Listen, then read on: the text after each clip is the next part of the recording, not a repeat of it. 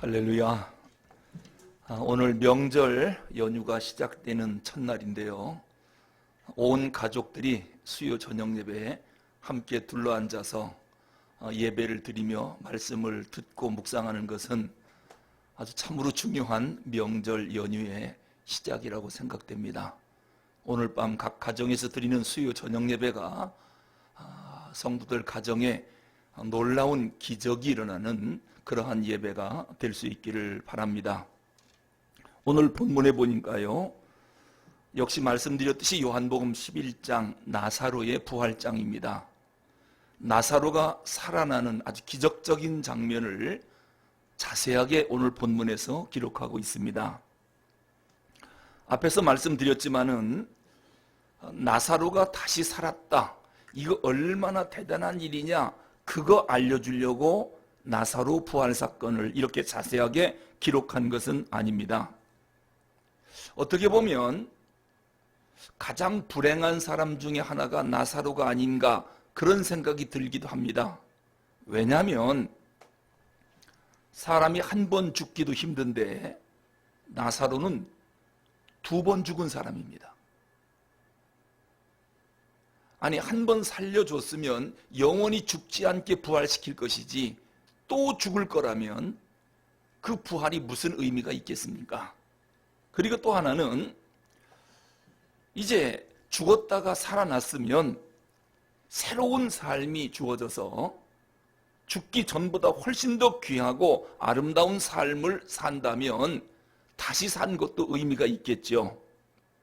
그런데 주님의 특별한 사랑으로 나사로가 죽었다 살아났는데요, 그 살아난 이후의 삶을 보면 변변치 않습니다. 살아나서 이렇게 계속 살 것 같으면 차라리 안 살아난 만도 못하다, 그런 생각을 해보기도 합니다.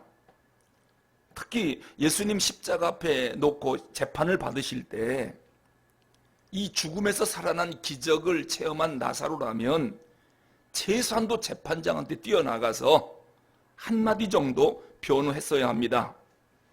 불과 전에 내가 죽어서 장례 지낸 지 4일이 됐는데 이분 때문에 살아나서 지금 여기 서 있습니다. 이분은 정말 메시아입니다. 진짜 하나님의 아들입니다. 내가 죽었다 살아난 걸 보면 모르겠습니까? 라고 하면서 예수님을 변호 정도는 했어야 합니다. 그런데 나사로는 조용히 있습니다. 그리고 예수님이 골고다 언덕으로 십자가 지고 올라갈 때 힘에 치여서 자주 넘어지셨거든요. 그러면 나사로 정도는 최소한도 옆에 따라가며 십자가를 대신 져주기도 하고 예수님을 좀 부축도 해드리고, 왜요? 죽었다 산 사람이거든요. 그런데 나사로는 전혀 그렇지 못했습니다. 다시 살아났지만 그 이후의 삶이 사람 구실을 제대로 못했다, 그런 것입니다. 이렇게 다시 살아나도 보람있고 뜻있는 삶을 못 산다면 다시 살면 뭐합니까? 다시 살아났다는 것이 무슨 의미가 있겠습니까? 결코 나사로가 죽었다 다시 산 거, 그거 대단한 거 아니다라고 하는 겁니다. 자, 그러면 왜 나사로의 부활 사건을 오늘 본문에서 이렇게 장황하게 기록하고 있을까요? 나사로가 다시 산 것이 대단한 것이다, 이게 아니라 잠시 후에 있을 예수님의 부활 사건, 그 사건을 믿게 하기 위한 하나의 서론적인 사건이라고 하는 점에서 의미가 있습니다. 예수님 사역을 보면 십자가와 부활에 초점이 맞춰져 있습니다. 그래서 가나의 혼인잔치집에서 물로 포도주를 만드는 기적 사건에서부터 하나하나 사람들이 어떤 변화가 있느냐, 조금씩 예수님을 알게 되고 서서히 믿어가게 됩니다. 장님이 눈뜬 사건을 보고 조금 더 믿음을 더 가졌죠. 바람을 잔잔케 하시는 것을 보고 또 믿음이 강해졌습니다. 5,000명 오병이어의 기적으로 그 현장에서 떡을 먹고 물고기를 먹은 사람들 믿음이 조금 더 생겼습니다. 그리고 오늘 죽은 자가 다시 살아나는 것을 보고 그들 마음속에 믿음이 생긴 것입니다. 결국은 예수님이 십자가에 죽으시고 부활하실 것을 믿게 하려고 점점점 이러한 사건들을 통해서 믿음을 키워나가고 계시는 중입니다. 사전에 이런 경험 없이, 이런 체험 없이 갑자기 죽었다가 산다면 예수님을 누가 믿겠습니까? 이처럼 백성들의 믿음을 점점점 키워주기 위해서, 믿음을 성장시키기 위해서 오늘 나사로의 사건이 필요했던 것입니다. 이제 이 사건을 경험시켜 주려고 예루살렘에서 오리 정도 떨어진, 한 2km 정도 떨어진 별로 멀지 않은 베다니 마을로 예수님이 찾아가셨지요. 거기서 죽은 나사로를 다시 살리는 놀라운 기적을 행하신 것입니다. 이렇게 이 기적 속에 이런 계시적 뜻이 있다, 이것을 생각하면서 성경을 읽고 오늘 본문을 읽으면 오늘 본문이 새롭게 보이는 것입니다. 이제 본문으로 돌아가서 28절에 보면 예루살렘에서 이틀 지난 후, 즉 장례식 끝난 지 이제 장례식 치렀지요. 죽은 지 4일 된 나사로의 집 베다니로 예수님이 오십니다. 근데 아직 집에 도착하기 전에 동구 밖에서 마리아를 부르고 있습니다. 이상한 것은 예수님이 오신다는 소식을 듣고 마르다와 마리아 둘 다 뛰어나가서 예수님을 맞이해야 할 텐데 언니 마르다만 나갔고 동생 마리아는 집에 있었습니다. 왜 마리아는 안 나가고 언니만 나갔을까? 대개 역사가들은 그런 얘기를 합니다. 예수님을 놓고 자매 간에 약간의 질투가 있었답니다.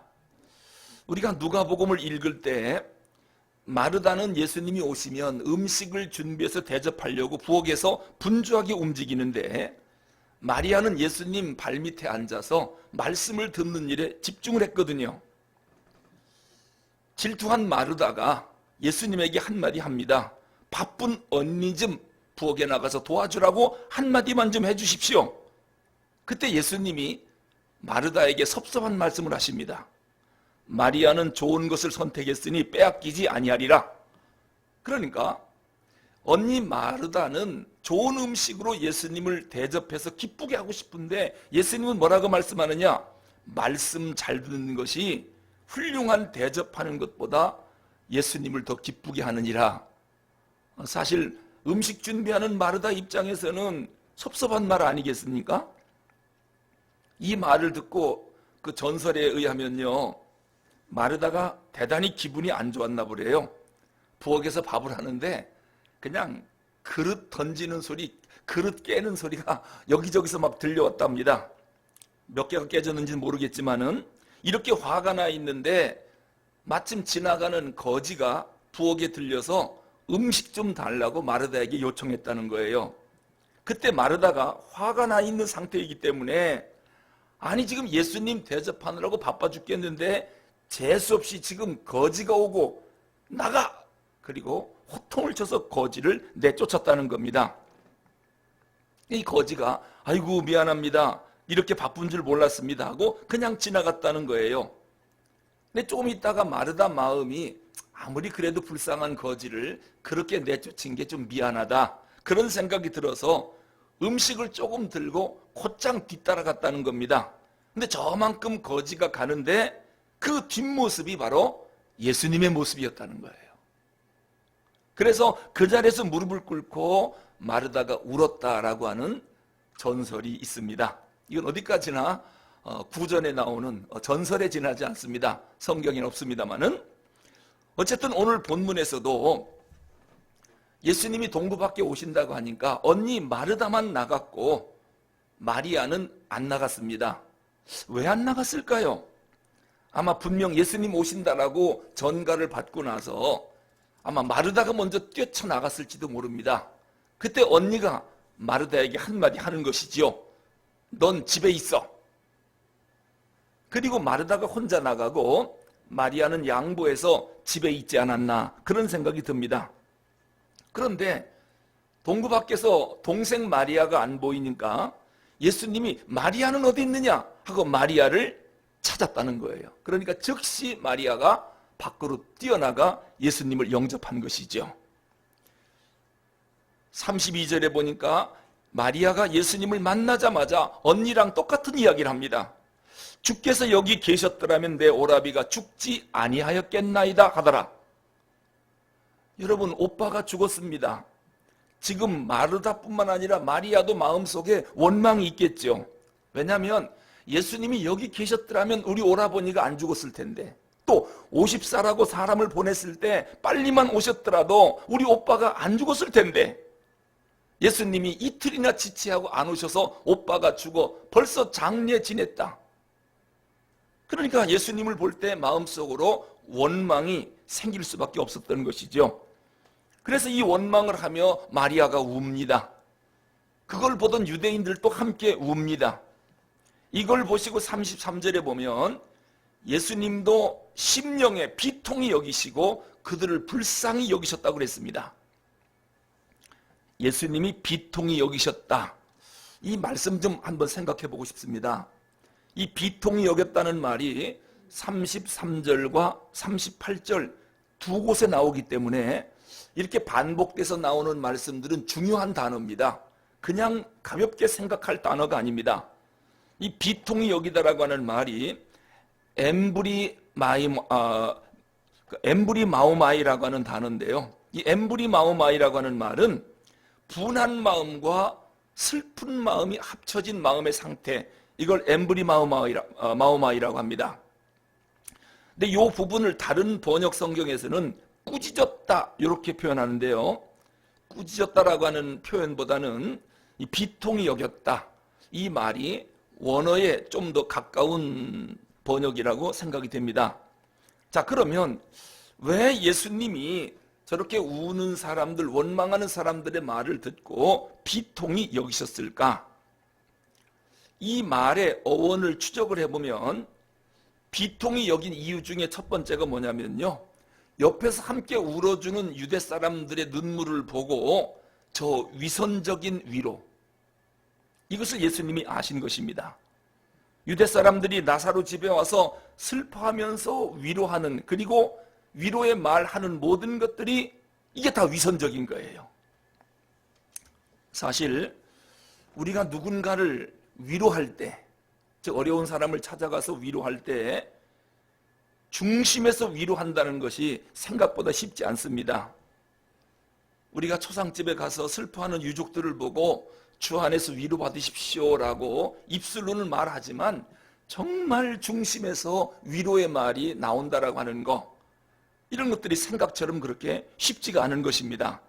특히 유대인들은 형식적인 걸 좋아해요. 그래서 그들이 하는 위로는 전부가 다 외식적이고 가식적이고 의례적입니다. 그 모습을 예수님이 별로 마땅치 않게 생각하신 것입니다. 그래서 우선 비통히 여긴 것입니다. 그리고 38절에도 보면 비통히 여기셨다라고 하는데 이건 조금 의미가 다릅니다. 37절에서 보면 그중 어떤 이는 말하되 맹인의 눈을 뜨게 한 사람이 그 사람은 죽지 않게 할 수 없었더냐 하더라. 이 말을 예수님이 듣고 38절에서 비통히 여겼다고 그랬습니다. 유대인들은 그런 생각을 했습니다. 며칠 전 맹인의 눈을 뜨게 한 저 예수님, 조금만 빨리 오셨다면 나사로가 안 죽었을 텐데 죽은 뒤에 늦게 와서 조문을 하니, 그러면서 예수님을 비웃고 있는 것입니다. 일종의 비판이요 비방입니다. 그러니까 나사로가 왜 죽었느냐? 유대인들은 예수님이 늦게 왔다, 안 왔다, 그래서 죽었다고 나사로의 죽음을 예수님 탓으로 돌리고 있는 것입니다. 간혹 초상집에 갔을 때 젊은 엄마가 죽는 경우도 있잖아요. 그럼 아기가 유난히도 많이 울면 할머니들이 뭐라고 말합니까? 애가 저렇게 우니까 엄마가 죽었지, 그런 말들을 해요. 엄마가 죽은 것을 마치 애가 울어서 죽었다라고 남 탓을 하는 것이죠. 이렇게 누구의 탓으로 자꾸 돌리려고 하는 것, 이게 유대인들의 특징입니다.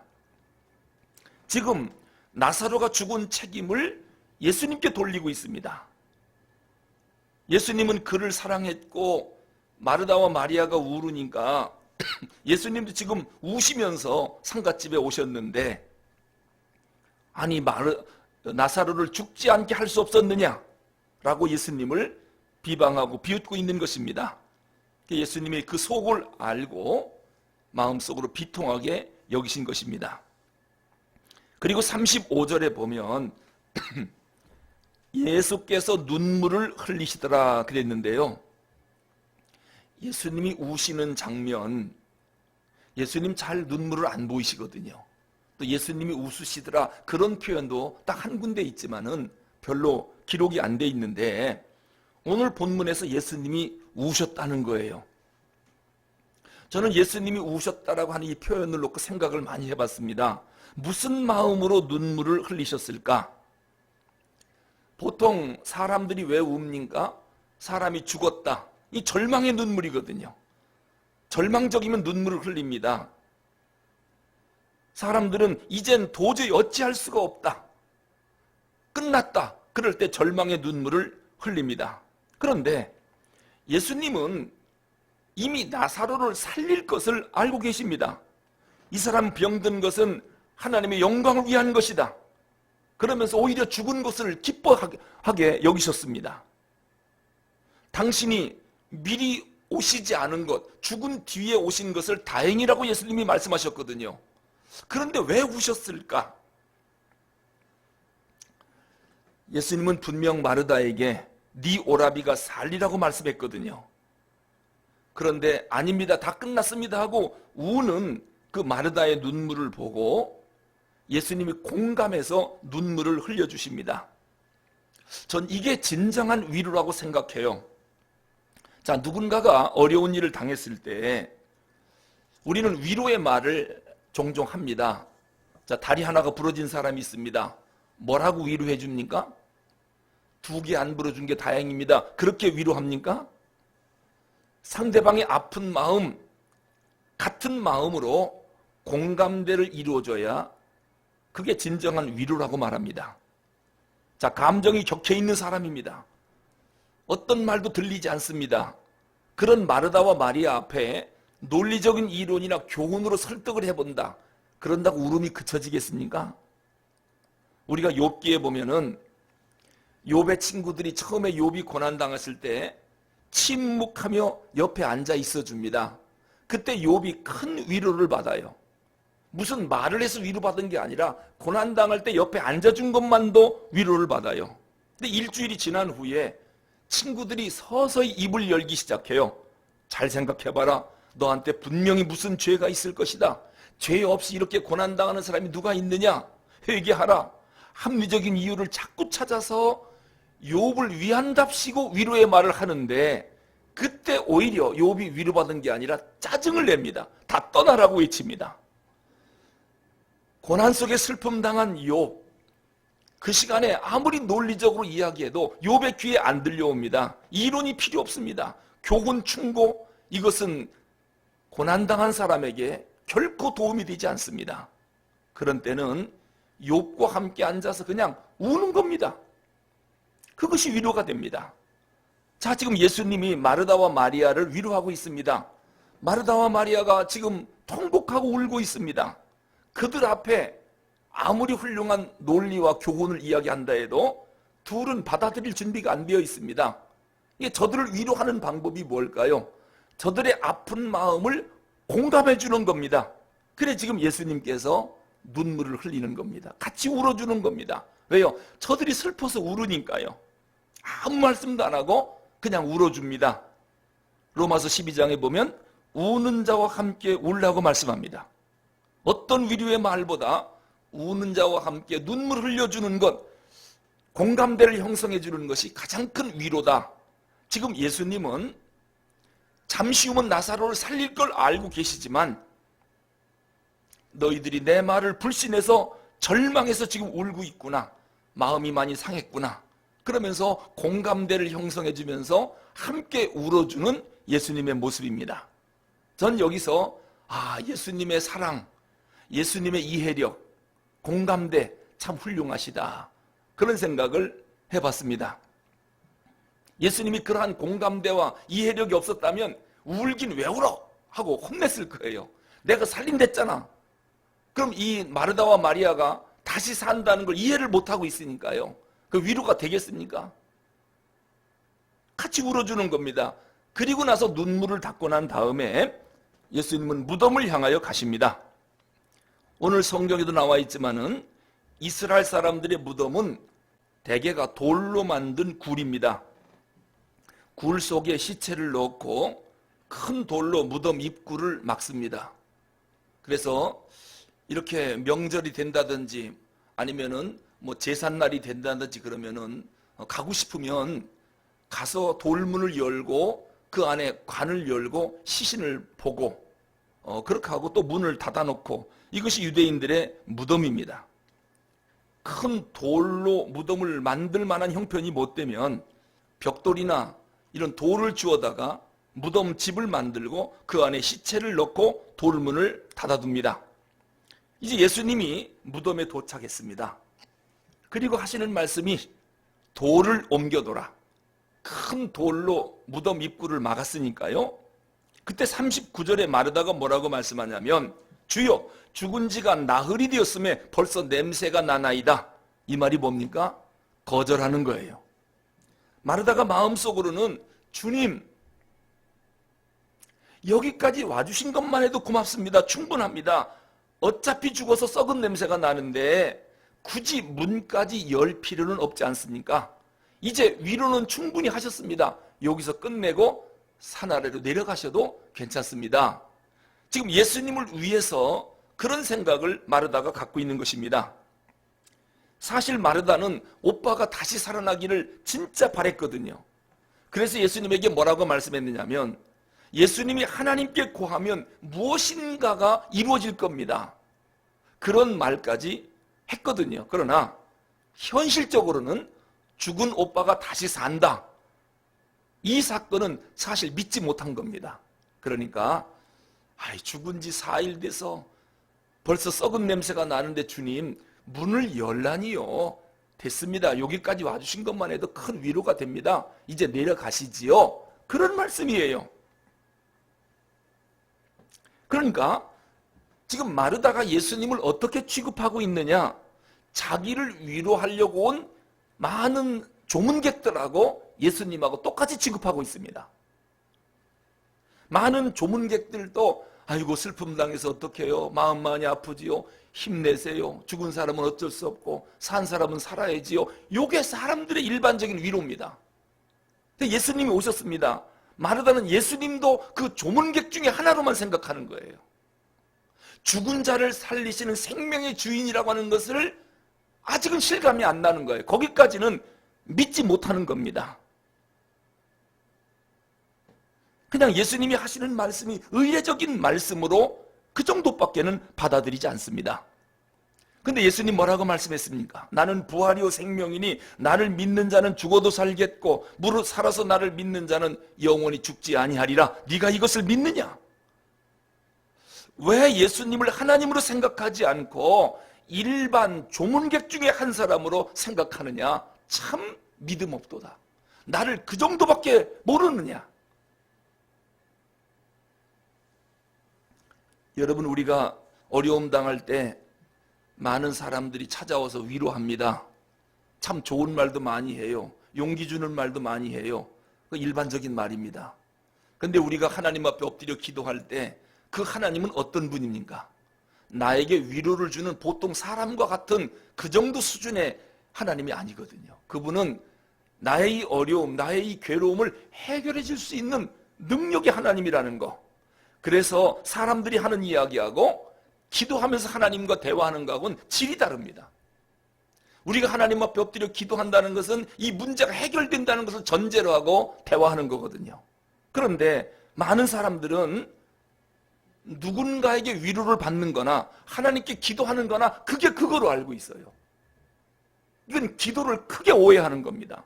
오늘 마르다처럼 동네 사람들이 와서 위로하는 거나 예수님이 무덤가에 찾아와서 위로하는 거나 똑같이 생각하는 거예요. 예수님을 하나님으로 보지 않는 것입니다.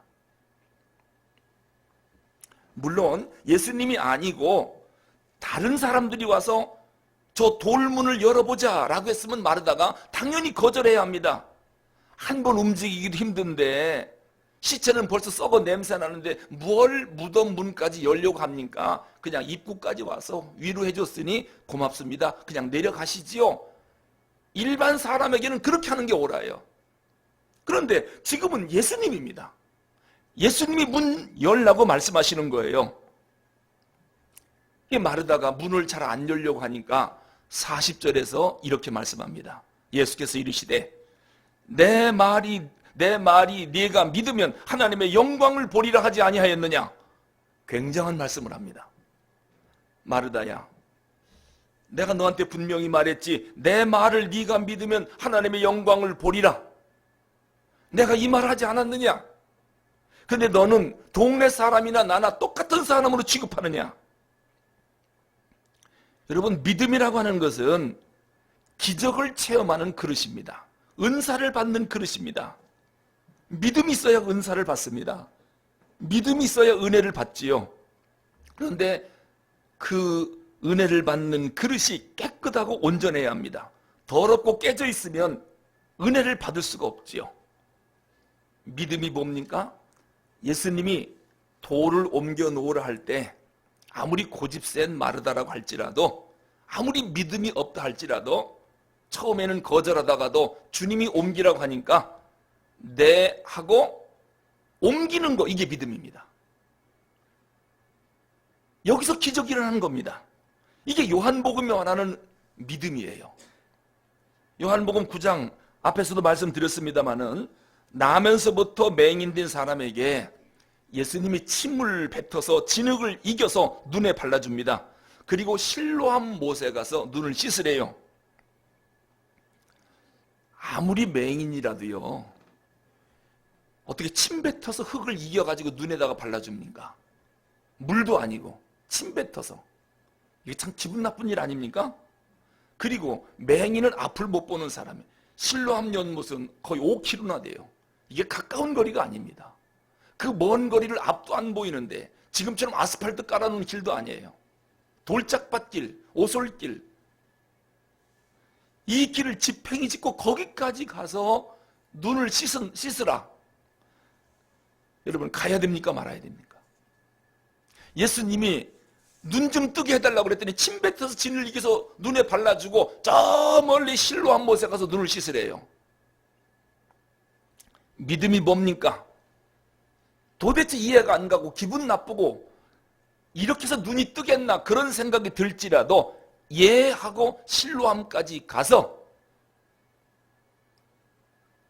눈을 닦는 겁니다. 이게 믿음입니다. 즉 믿음은 순종입니다. 돌을 옮겨 놓으라 할 때 내 생각으로는 옮겨 놓을 필요가 없어요. 또 옮겨야 할 이유도 없어요. 그런데 주님이 말씀하니까 그냥 말씀에 순종해서 옮겨 놓는 것, 이것을 믿음이라고 합니다. 거기서 은혜를 체험하는 겁니다. 이제 돌을 옮겨 놨습니다. 그랬더니 41절 42절에 보면 무슨 일이 생깁니까? 예수께서 눈을 들어 우러러보시고 이르시되 아버지여 내 말을 들으신 것을 감사하나이다.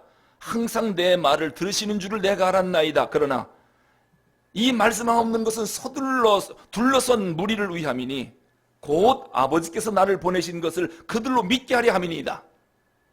예수님이 기도를 하십니다. 그런데 그 기도 내용이 어떻게 기도해야 기적이 일어나는가, 그걸 우리에게 알려주고 있습니다. 첫째 뭐냐면 하나님 앞에 감사 기도를 먼저 드립니다. 눈을 들어 우러러보시고 아버지여 내 말을 들으신 것을 감사하나이다. 감사 기도를 먼저 합니다. 예수님이 5,000명을 먹이시는 오병이어의 기적을 벳세다 광야에서 일으킬 때도 어린애기 도시락 하나, 떡 5개, 물고기 2마리, 요 도시락 하나를 놓고 하나님 이거 부족해서 이거 나눠줄 수 있겠습니까? 그런 기도가 아니라 하늘을 우러러 축사하시고 감사 기도를 먼저 하십니다. 그리고 5,000명에게 나눠주라. 이 감사 기도가 기적을 일으켰습니다. 오늘 본문도 보니까 돌문까지는 열어놨어요. 엄청난 일입니다. 근데 하나님께서 먼저 감사 기도를 드려요. 아버지, 내 말을 들으신 것을 감사하나이다. 여러분, 사실 죽은 시체를 놓고 이거 진짜 살아날 수 있을까? 인간적인 걱정이 들잖아요.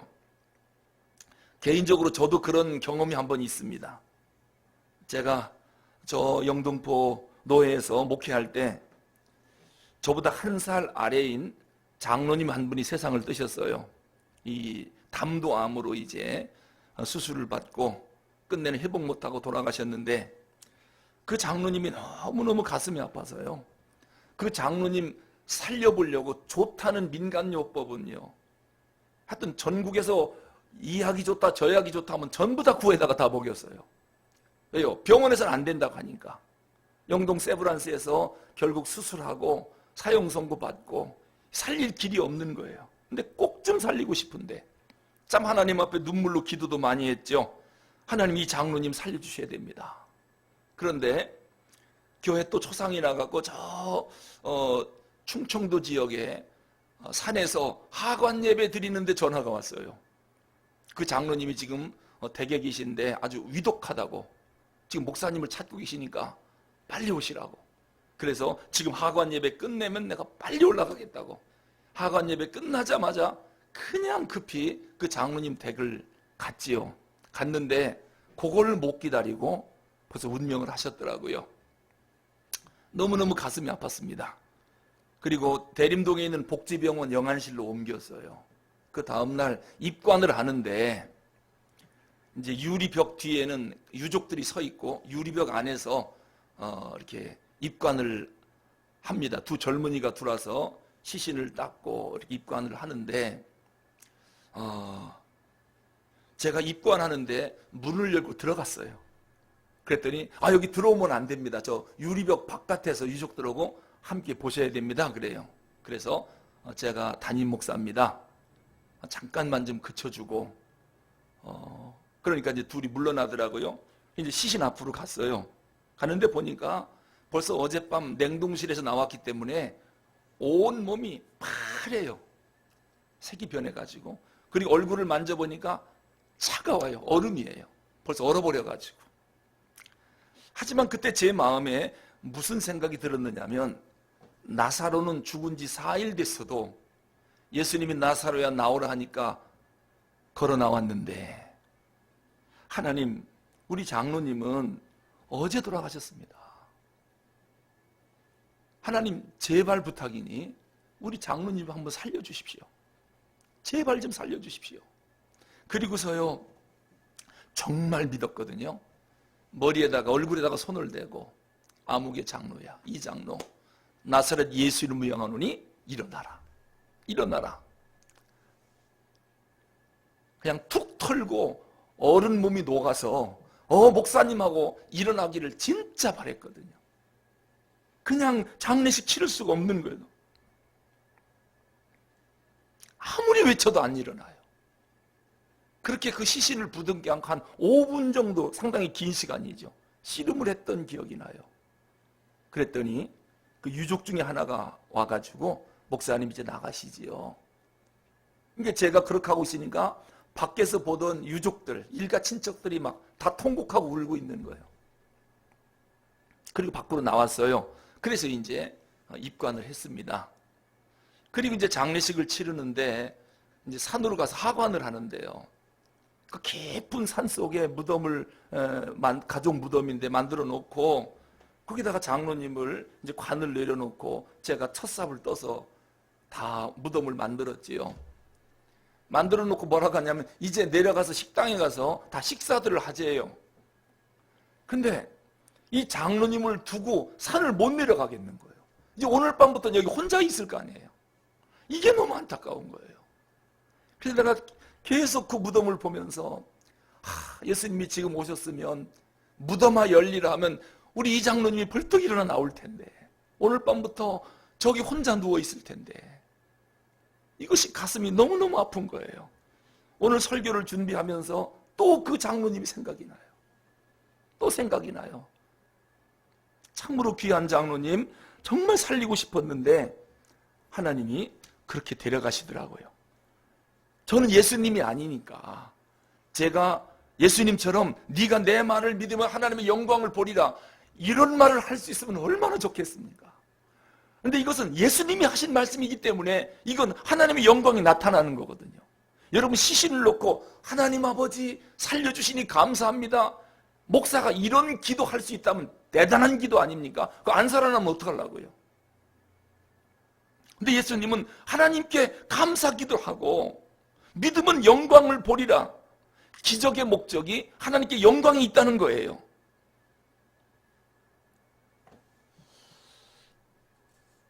여러분 우리 주변에서도 기적들이 일어납니다. 신앙 안에는 기적이 있거든요. 이게 다 우리의 믿음을 돕기 위해서 기적을 주시는 것입니다. 우리가 하나님을 믿고 예수님이 하나님의 아들인 것을 믿게 하려고 기적이 일어나는 거거든요. 오늘 나사로 사건도 그렇습니다. 예수님이 하나님의 아들이시다. 그리고 부활신앙을 갖게 하려고 이 사건이 미리 있었던 거예요. 이렇게 감사 기도를 끝내시고 43절에 보면 예수님이 큰 소리로 외칩니다. 나사로야 나오라. 나사로야 나오라. 아까도 말씀드렸지만 여러분 그 장로님 시신을 앞에 두고 나사렛 예수 이름으로 이 장로는 일어나라 라고 제가 막 몇 번을 외쳤거든요. 여러분 안 일어나면 어떡하려고? 그것도 혼자 있으면 그래도 할만해요. 왜? 주변에 보니까 아무도 없으니까 혼자 할 수는 있어요. 그런데 유족들이 다 보고 있어요. 입관하는 사람이 보고 있어요. 지금 이 나사로 사건도 유대인들이 다 보고 있어요. 사람들이 뺑 들어서 보고 있어요. 나사로야 나오라. 안 나오면 어떡하려고요? 이게 보통 믿음입니까? 우리가요 거의 임종에 가까운 환자들을 방문할 때가 있잖아요. 의사들이 틀렸습니다. 한 달 못 삽니다.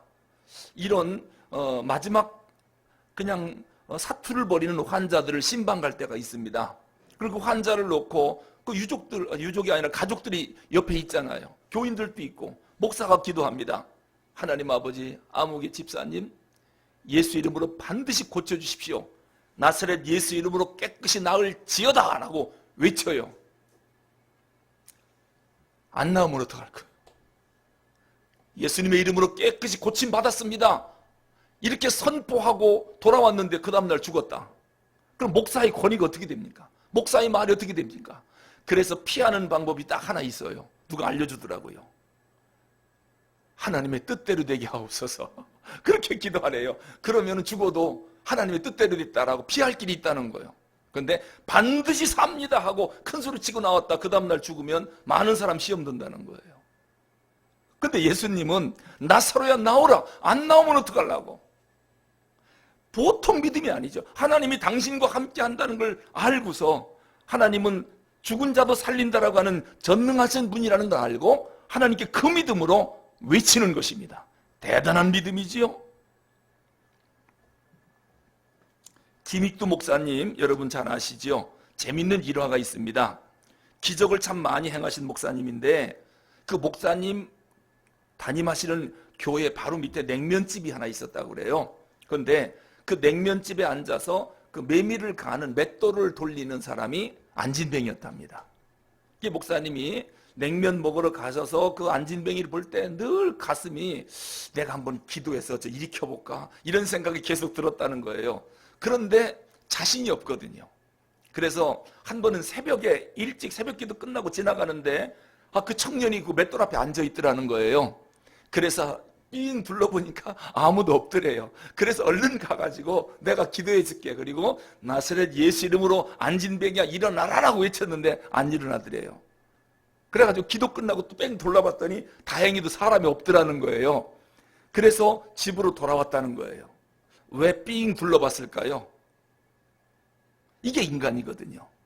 하지만 김익두 목사님이 저 안진뱅이가 너무 불쌍해서 그냥 둘 수가 없어가지고 틈만 나면 가서 다리를 붙잡고 기도했다는 거예요. 그래서 하나님의 은혜로 끝내 그 안진뱅이를 일으켰다. 그런 일화가 김익두 목사님 자서전에 나옵니다. 예수님이 죽은 자를 향해서 명령하십니다. 나인성 과부의 아들을 일으킬 때도 행혈을 멈춰라, 그리고 일어나라는 거예요. 그러니까 예수님 눈에는 죽은 자와 산 자 구분이 없어요. 우리는 죽은 자와 산 자가 딱 구분되잖아요. 운명하셨습니다 하면 대번 생각이 뭡니까? 어디다 묻을까요, 우리는? 예수님은 운명하셨습니다라고 하면 살리면 되지. 죽은 자랑 산 자랑 무슨 관계가 있냐는 거예요, 예수님 앞에는. 이러니까 창조주 아니겠습니까? 이러한 완전한 믿음. 지금 예수님이 나사로가 죽었다, 무덤에 묻혔다, 4일 됐다, 예수님께는 아무 의미가 없습니다. 그러니까 자는 자야 나와라, 나사로야 나오라. 여기 또 재미난 얘기가 있더라고요. 우스운 얘기인데, 왜 나사로야 나오라라고 이름을 구체적으로 부르셨을까? 만약에요, 거기 무덤이 공동묘지니까 무덤이 많을 거 아니겠어요? 거기 예수님이 쓰셔가지고 나사로야 나오라 하니까 나사로만 나왔지, 죽은 자야 나오라 했으면 다 일어날 뻔했대요. 또 자는 자야 나오라 하면은 거기서 잠자는 그 죽어있는 사람들이 다 나올 뻔했다는 거예요. 그래서 예수님이 나사로야 나오라라고 구체적인 이름을 불렀다, 그런 우스운 얘기가 있습니다. 어쨌든 예수님은 무덤 앞에서 조금도 의심하지 않고 나사로에게 그냥 명령합니다.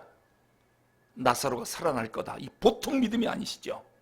그리고 44절에 보니까 살아난 나사로한테 뭐라고 말합니까? 얼굴에 쌓인 수건을 풀어주라. 수건을 풀어주는 건 누가 하는 일입니까? 옆에 있는 사람들이 하는 일이에요. 저 돌문을 옮겨놔라, 그건 누가 하는 겁니까? 그건 사람들이 해야 할 일이에요. 그런데 죽어있는 시체를 향해서 나사로야 나오라, 이건 누가 할 일입니까? 이건 예수님이 할 일입니다. 그러니까 기적이 일어나려면 이런 생각도 해볼 수 있잖아요. 무덤 돌문 놔둬라. 그리고 예수님이 그 앞에 서갖고 나사로야 나오라 할 때 막 돌이 저절로 움직여서 열리고 나사로가 나오고 묶였던 것도 저절로 풀려버리고 하면 얼마나 드라마틱할까요? 예수님은 그런 방법으로 기적을 일으키지 않습니다. 우리가 할 일은 최선을 다하고 우리가 하지 못할 일은 주님이 하는 겁니다. 나사로가 살아나는 것은 주님의 역할이에요. 무덤 문을 열고 묶여있는 수건을 풀어주는 것은 우리가 해야 할 일입니다. 예수님은 사람이 할 수 있는 일과 사람이 할 수 없는 일, 예수님만이 하실 수 있는 일을 구분시킵니다. 야이로의 딸을 살릴 때도 살리는 것은 예수님이 하셨고 그에게 먹을 것을 주라, 이것은 누가 합니까? 우리가 해야 할 일입니다. 그러니까 이왕 살리셨으니까 죽을 때까지 먹지 않고도 살 수 있도록 좀 그렇게 살려놓으면 얼마나 좋습니까? 예수님 그렇게 하시지 않았습니다. 죽은 사람을 살리는 것은 사람이 할 수 없기 때문에 그 부분은 기적을 일으켜서 살리시고, 돌 옮기고 수건을 푸는 일은 우리가 해야 할 일입니다. 우리가 해야 할 일을 충실히 하고, 하나님 이제 하나님이 역사해 주십시오 라고 할 때 하나님이 그 후에 기적을 일으켜 주시는 것입니다. 우리가 다산 신도시의 교회를 세우는데요, 우리가 할 수 있는 일은 최선을 다하는 겁니다. 그리고 우리가 못하는 일은 하나님 해주십시오. 그러면 교회가 아름답게 세워지는 것입니다. 우리는 아무것도 안 하고 하나님이 세워주니까 알아서 하겠지, 하나님 세워주세요. 하나님은 기적을 그렇게 행하시지 않습니다. 이처럼 순종 속에 믿음이 있기 때문에 말씀대로 순종해 나가면 하나님의 놀라운 역사가 예배드린 우리 가정, 이 현장에서 그대로 일어날 줄로 믿습니다. 이러한 기적이 우리 성도님들 이번 추석 명절 연휴 가운데 각 가정마다 일어나는 역사가 있기를 주님의 이름으로 축원합니다. 기도하겠습니다.